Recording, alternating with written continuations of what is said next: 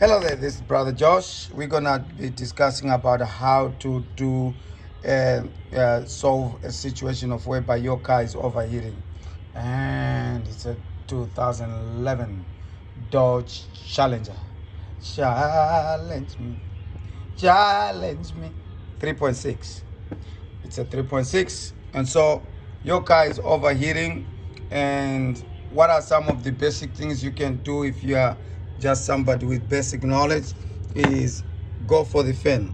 Are you hearing the fan running? Probably look more into see whether that blade is spinning.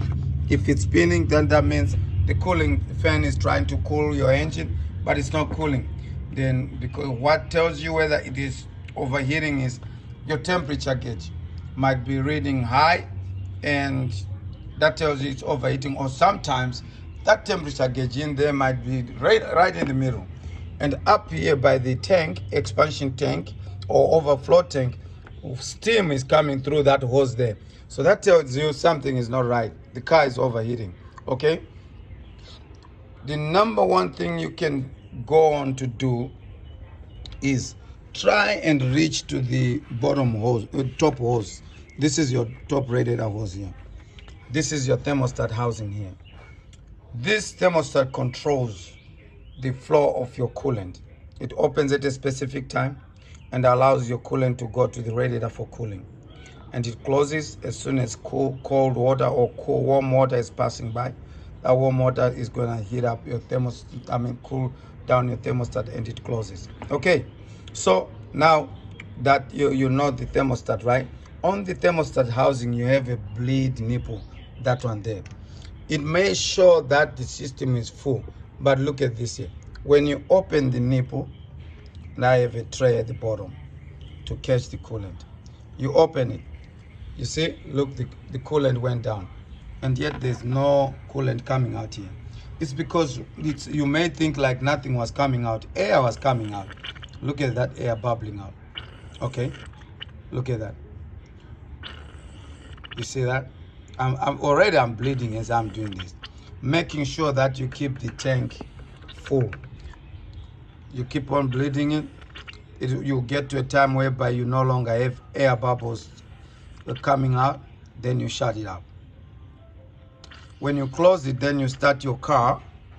When you start your car, you turn the heater to the maximum and leave it run for a few minutes.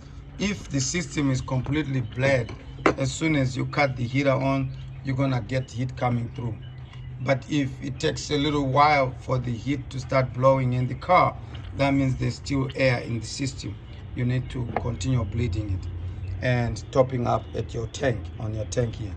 So now, I think you can see now, it has slowed down. You're no longer getting air bubbles coming through. Okay. Oh, we still have air in it. The longer you take, the better, as long as you make sure you are putting back coolant in your tank so that you have a good percentage of antifreeze and water. Okay. Another thing, just I'm gonna close this right now for the meantime because I need to finish off explaining this to you. Okay, do not over tighten that, neither should you leave it loose. You need to tighten it enough. If you over tighten it, you may break it. This is plastic, it's all plastic. Even when you are tying those bolts there, don't over tighten them. You might end up breaking the housing. So just be sensitive. Tight is tight. Okay, now you check the temperature of this top radiator hose here and the temperature of that hose in the bottom. They should be close to, almost like the temperature is close to the same temperature, but not the same temperature. This one should be slightly hotter, more hot than the bottom hose.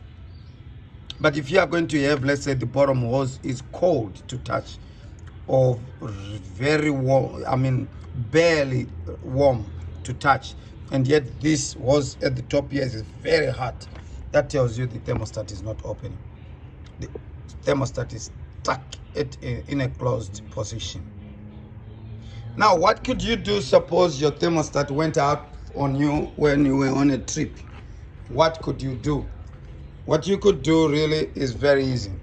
You can take that thermostat out, take this thermostat out, Okay, when you take this thermostat out, what you need to take out is the capsule on the thermostat, this center part of the thermostat, and you are going to leave.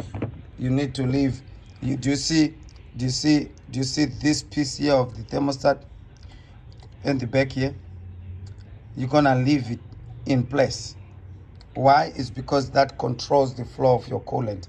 So don't take the whole thermostat completely out. Just take the center part of this thermostat out. When you take that center part of that thermostat, it's going to leave you a hole in the back here. And that hole will allow your coolant to flow. That is how you do what you call a thermostat restriction. You can also do that to try and see if your thermostat is working or not. Or you can heat the thermostat up, and if you heat your thermostat, this capsule here, it has a liquid in it, wax sometimes, yeah, or ethanol sometimes, that when you heat, it changes it expands when it's heated. When it's cooled off, it contracts. And so you can do that too. Heat it up and see if the thermostat is going to open. Do not put your finger at any time in an open thermostat, because if it closes, you're gonna hurt yourself. Again, this is Brother Josh, and God bless you, and enjoy driving your Dodge Challenger.